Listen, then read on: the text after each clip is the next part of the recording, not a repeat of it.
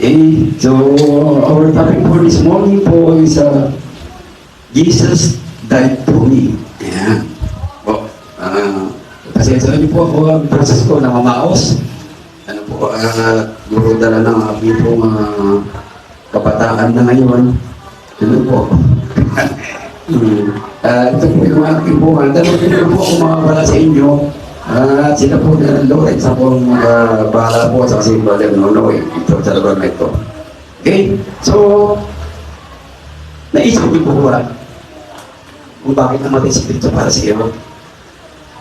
Kasi kuminsan pa yung mga tao parang ma-escape. We don't have time to think why Jesus died for me. We are so busy for our life, for all our work, business, and may iba pa mga bagay na ginagawa natin. So this morning, we're going to discuss about Jesus died for me. Therefore means sa makatupid. Sa anong gagawin natin?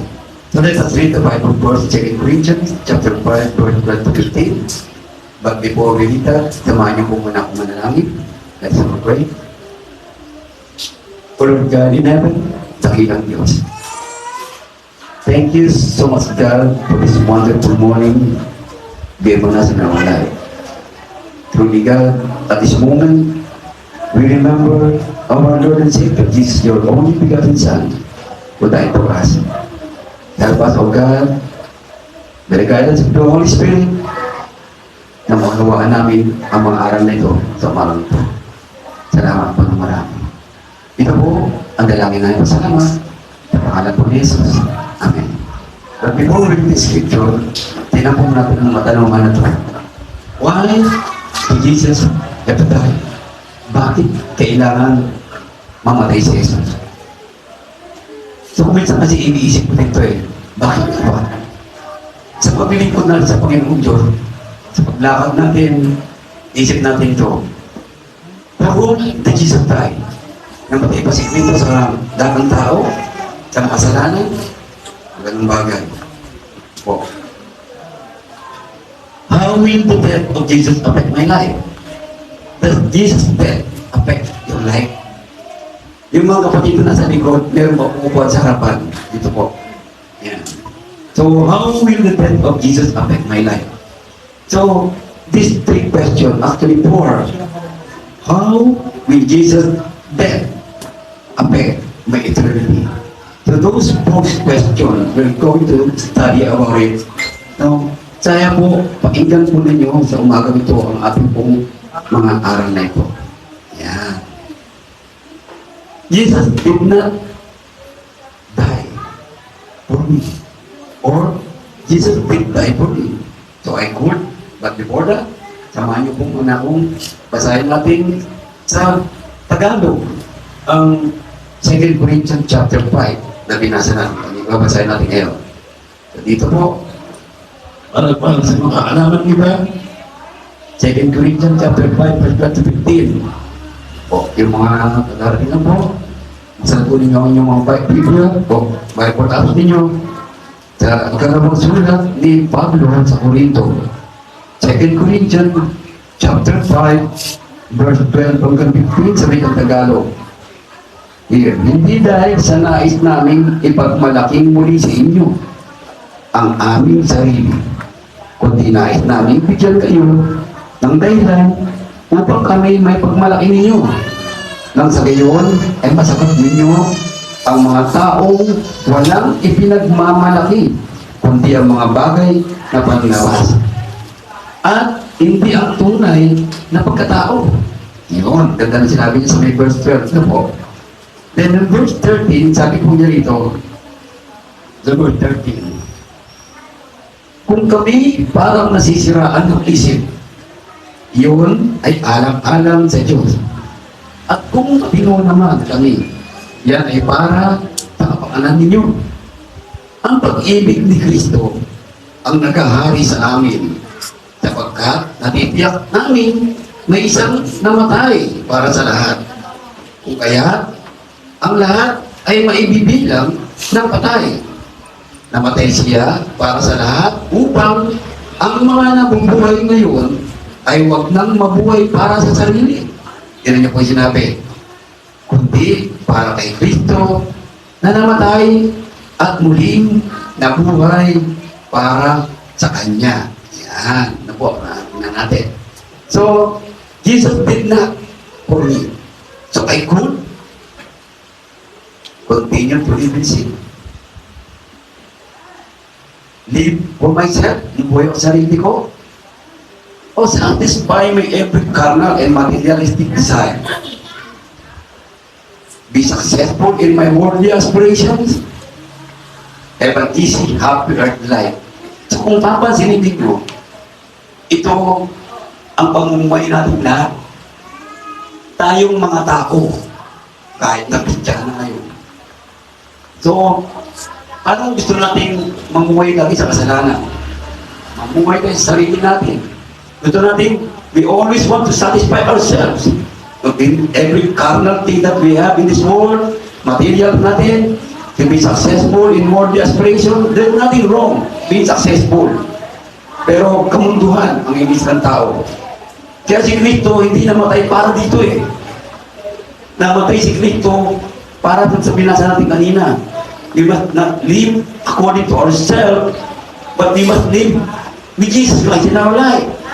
So kung titignan natin mga kapatid, sa wikang Ingles, for we do not commend ourselves again. Sabi ni Pablo, hindi namin pinagmamalaki. We are not commending ourselves to you. Tingnan natin. Pero tingnan po yung verse 13. For if we are besides ourselves, kung sa sarili namin, para sa ito eh. Ngayon kapatid, inyong buhay mo ba'y para kay God? Is yourself for God? Ito what we must always realize about this world. Pagkat ang pag-ibig ni Kristo, verse 14, for the love of Christ compels us. Naramdaman niyo ba ang pag-ibig ng Panginoon ngayon? Were you able to experience or were you able to feel the love of God compels in your life? Nasa buhay mo ba? So if you nararamdaman mo yan, why? As if you are still living that Jesus did not die for me. Hindi namatay para sa akin. That if one died for all, then all died. Tignan niyo po, ang ibig sabihin ni Pablo, kung ang isa ay namatay para sa lahat, lahat tayo patay. Meaning po, patay na dapat tayo sa kasalanan natin. Yun po yung sinasabi. Na po, na binabanggit. Kaya kung titignan natin, we should all be lost without step. Wala tayong lahat eh. Lahat tayo mapapahamak. Lahat tayo mapupunta sa pizza. Sa impyerno na tinatawag. Tignan niyo sinabi sa Hebrews chapter 9:22. At ayon sa kautusan ay halos masasabi kong lahat ng mga bagay ay nililinis ng dugo. So, ang ganda na sinabi ng author, lahat ng bagay nililinis ng dugo. Whose blood is it? Kaninong dugo? Alam natin lahat yun, everybody here in this room know that the blood of Christ. At maliban na sa pagkabuo ng dugo, eh walang kapatawaran. You see, everybody will be lost kung wala ang kamatayan ng ating Panginoong Yesus. Does Jesus die for me? Yes, Jesus died for me. Jesus died not for me only, but for all. So what does it mean ito? Yung kapitbahay mo, kaibigan mo, namatay si Kristo para dyan. So ano ang ginagawa natin ngayon mga kapatid? If the love of Jesus compels in us, buhay natin, ano ang ginagawa ninyo? Na-share mo na ba ang kamatayan ni Kristo sa kaibigan mo, sa katrabaho mo, sa kaswela mo, sa lahat na nakikita mo? So ito po yung nagiging problema ngayon ng iglesia. We do believe Jesus died for me. We believe that Jesus saved me. Pero hindi po natin ipinahayag na si Kristo ay namatay para sa akin. Nakukonsensya po ba tayo? At parang wala ano po. So we must malaman natin na ang kamatayan ni Kristo ay dapat natin sabihin. Kundi nakikita natin ang ginawang mababa ng kaunti kaysa mga anghel sa makatuwid ay si Jesus, na dahil sa pagbata ng kamatayan ay pinutungan ng kaluwalhatian at karangalan upang tekno sa pamamagitan ng biyaya ng Diyos ay dasapin niya ang kamatayan dahil sa bawat tao. Pansinin niyo po yung sinabi, kamatayan sa bawat tao, pero sino niyo po sinabi? No? Sabi niya, dasapin niya ang kamatayan. So maramdaman ng Panginoong Hesus ang paghihirap, kamatayan. Bakit? Para sa bawat tao. Tingnan niyo po, for every mankind, sa lahat. Ang sinasabi din sa atin, we are not to live for ourselves, but for Jesus. See, yun po yung pinanggit kanina eh. Namumuhay ka na ngayon hindi para sa sarili mo. Para kay Kristo now.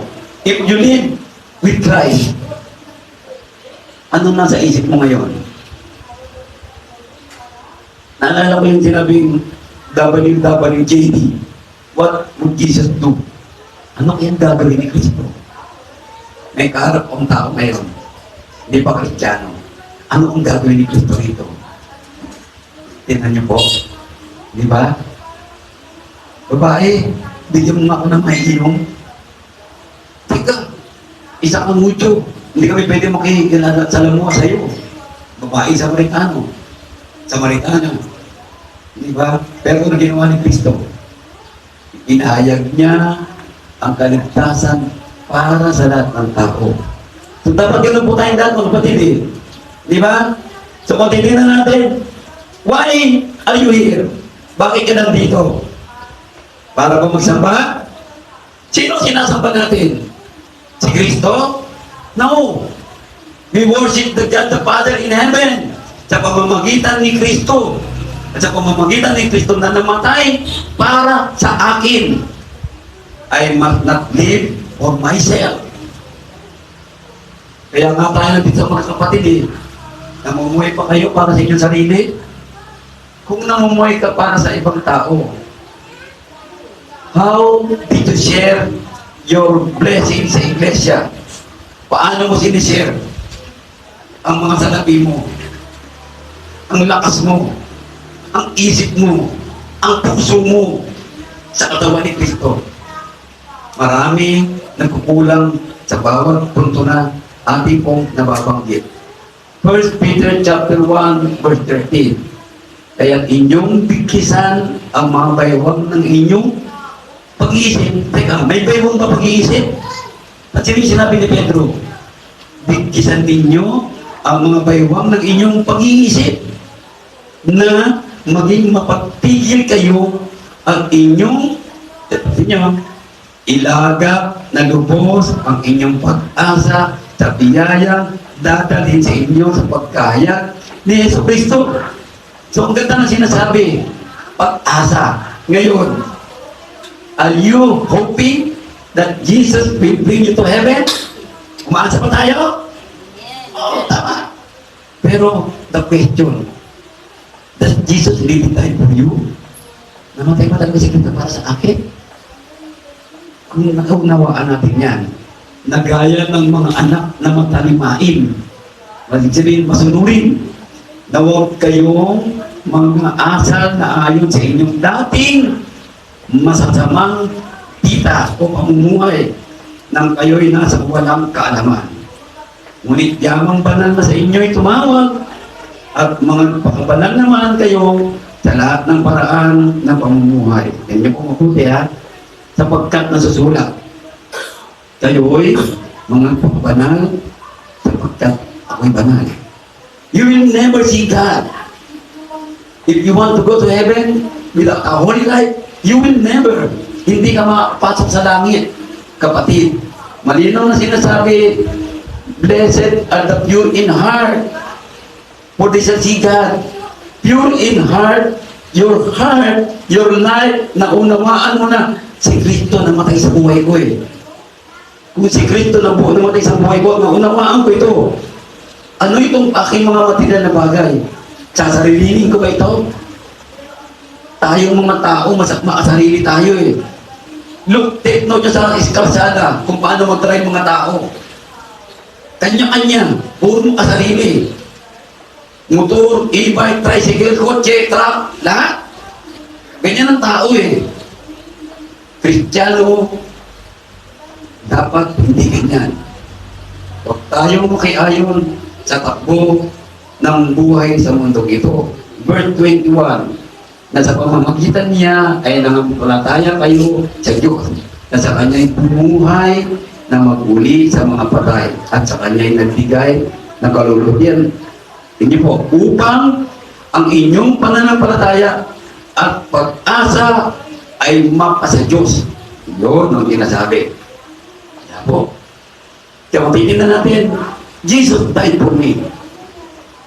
I need to learn and follow the teaching of Jesus. Gusto kong matutunan. Huwag niyo pong isipin na may alam na kayong lahat. Ako nga po eh. For more than 30 years na ako. Marami pa akong gustong malaman. Nag-aaral pa rin po ako. Basa ko lang ito, bawat Bible verse na binabasa ko. Gusto kong i-share sa inyo. Gusto kong maunawaan ko ito. At gusto kong patuloy akong susunod. Dapat ganoon tayong lahat. Every Christian today, not only on Twin Bill, sa mga nanonood, sa mga kapatid natin, lalo-lalo sa mga preacher. If Jesus died for you as a preacher, then you should learn and follow the teaching of Jesus so that para maging example tayo. Tayo mga ngaral. Hindi tayo pwedeng mamuhay sa sarili lang natin.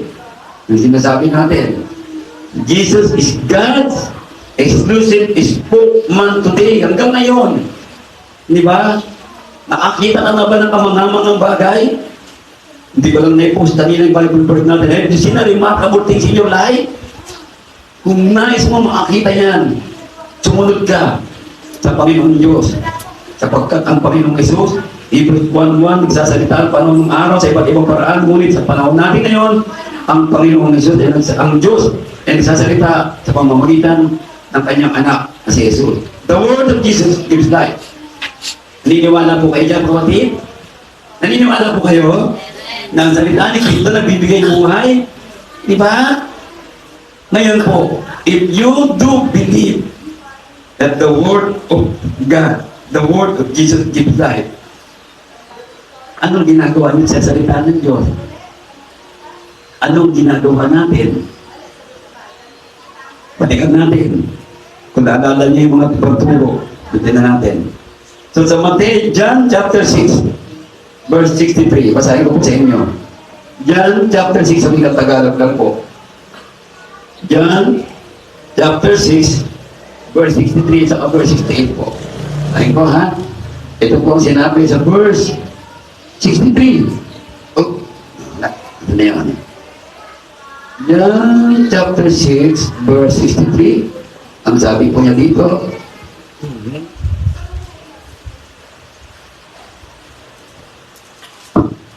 ito po.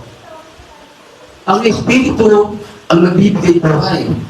Hindi ito magagawa ng laman. Ang mga salitang sinabi ko sa inyo ay Espiritu at ito nang bibigay buhay. Hindi na ang sinabi niya. Sa verse 68, sabi naman niya, sumagot si Simon Pedro, Panginoon, kanina pa po kami pupunta? Nasa inyo ang mga salitang nagbibigay ng buhay, hindi walang hanggan. Patunay, patotoo ni Pedro. Saan ka pupunta? Ganda ng question eh. Kapatid, kung wala ang salita ng Diyos, saan tayo pupunta? Tignan niyo po, napakaganda. Kaya po, ang salita ng Panginoon Diyos magbibigay siya ng liwanag at ito po pupunta. Alam ko ng daan ko. Kaya para sinabi ni Kristo, I am the way. No? Ito yung daan eh. Kung titignan natin doon. The words of Jesus are authoritative. Ibig sabihin, meron po itong kapangyarihan. May authority ito. If Jesus died for you, then you will accept that Jesus has an authority in your life. May authority si Kristo sa buhay mo. Kung talagang namatay si Kristo para sa iyo. Kaya yan, the only way to please God is to follow the word of His Son. Sundin lang po ang mga salita ng Panginoong Yesus. Yan po yun. See, Tignan na natin. Hindi ka nabasahin ng mga scripture. His words will judge us in the last day. The word that I have spoken will judge you in the last day. John chapter 12, verse 48. Kung inireject mo ito, the same word na nireject mo ngayon, ito rin ang maghuhusga sa iyo. Kaya po napakalaga na maunawaan natin yan. Then, continue na natin. Jesus died for me. I want to serve Jesus. Gusto ko mag-serve kay Kristo. Ngayon po, kapatid, tatanungin ko lang kayo. Siguro may 30 tayo dito. Sino ang gusto maglingkod kay Kristo? Pakitaan nga po ng kamay. Yung mga gusto maglingkod kay Kristo. Ayan. Ngayon po, kung tayo'y palalabasin ni Kristo ngayon, at tayo ay manghuhuli ng isda, manghuhuli po ba kayo? Diba? Anong gagamitin mo panghuli? Ha? Lambat. Tama po, diba? Hindi, dahil yung isda, pag ginawa ko madulas takalagyan Pero kung may lambat ka, hindi makatakas. So, ang lambat natin, the Word of God. Tignan niyo po, yung sinasabi, Jesus calls us to be a worker. Kaya sa kanina, I want to be a worker for the Lord. Kinakanta natin lagi yan. But do you really want to be a worker of God? Gusto mo ba talaga? So, ano ginagawa mo? Ano ginagawa natin? Yan. Ganda. We are redeemed to be zealous in service. Tinubos tayo upang maging masigasig tayo sa paglilingkod. Tingnan po. Pero bakit as if nagiging problema ang araw ng linggo sa Kristiyano? Why? Tingin niyo po. Bakit nagiging problema ang araw ng linggo sa mga Kristiyano? Anong dahilan? Tingin niyo po. Di ba? Monday, para walang problema. Maaga ang gigising, iwas traffic. Iwas rush hour. Di ba? Tuesday, ganoon din gagawin mo. Sabado, walang problema, magpunta sa iba't ibang lugar. Pero bakit paglinggo? Bakit parang problema sa tao? Lalo na sa mga kataang Kristiyano. Bakit nagiging problema sa inyong araw ng linggo? May problema ba? May problema po ba kayo mga bata nandito? Araw ng linggo? Mga nanay, tatay. So kung walang problema, ang ganda ng sinabi dito. Babasahin ko po sa Titus chapter 2 verse 14. Kay Tito sa Tagalog po. Tinanong po natin. Dito po kay Tito. Yan, chapter 2 verse 14. Ang sabi po niya na naghandog ng kanyang sarili upang palayain tayo sa lahat ng kasamaan at linisin tayo upang maging kanyang sariling bayan na masigasig sa paggawa ng mabuti.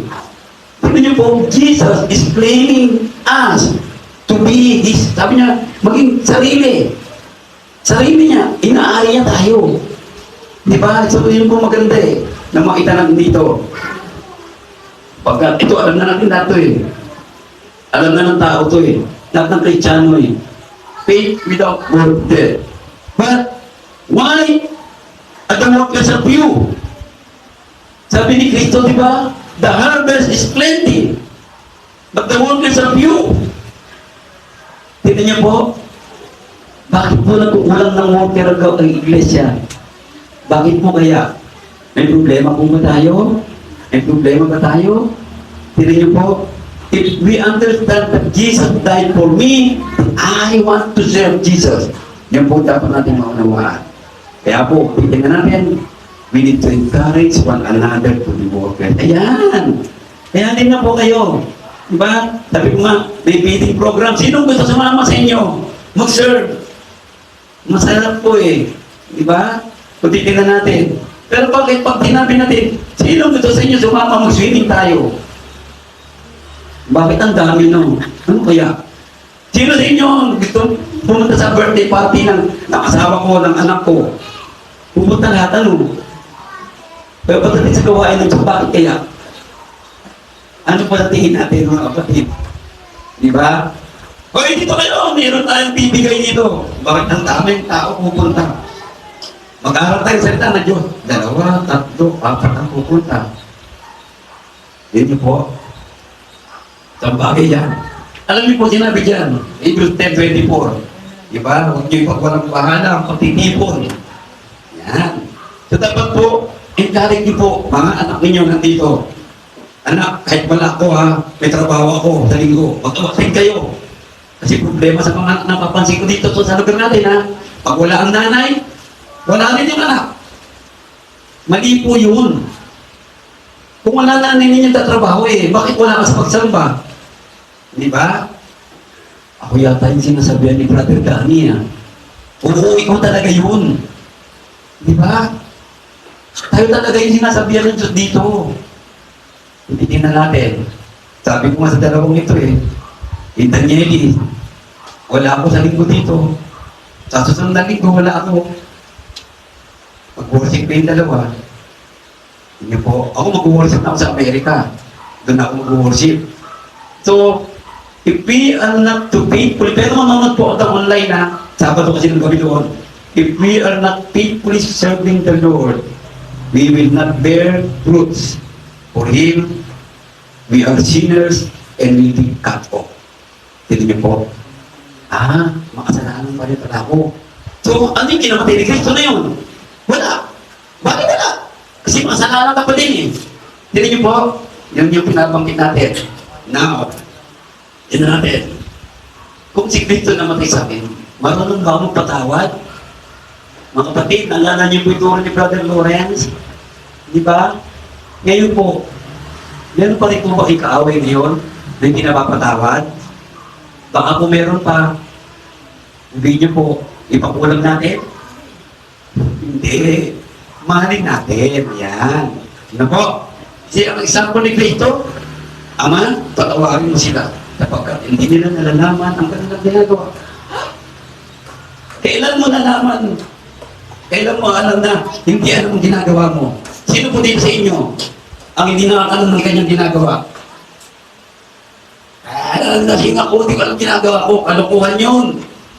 Kahit nakainom pa ng sinasabi ko doon, masama uminom ng alak Sabi doon, di alam. Alam ko lahat yun. Bakit mo nangyari yun? Nakapatay akong tao, di ko alam ginagawa ko.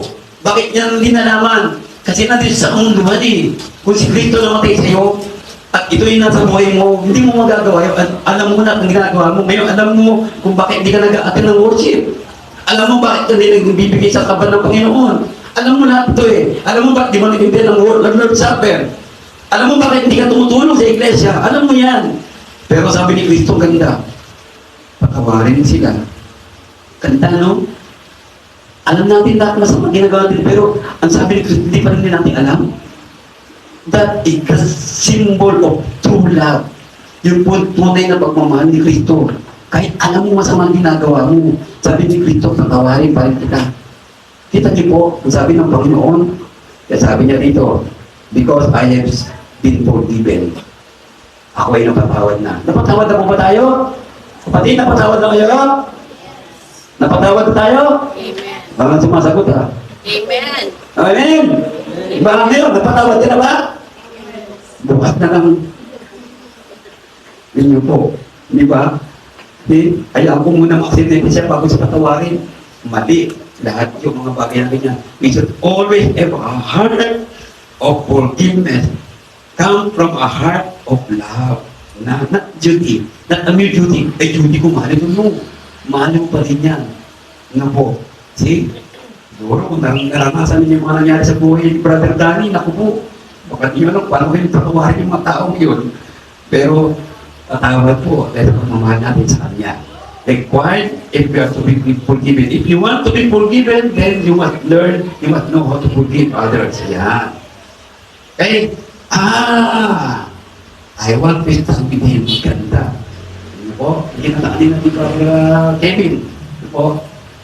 I want to stand with him in doing right. Paggawa ng mabuti, laban sa kasamaan, at i-depend ang kanyang pagmamaaral. Depending the teaching of Jesus.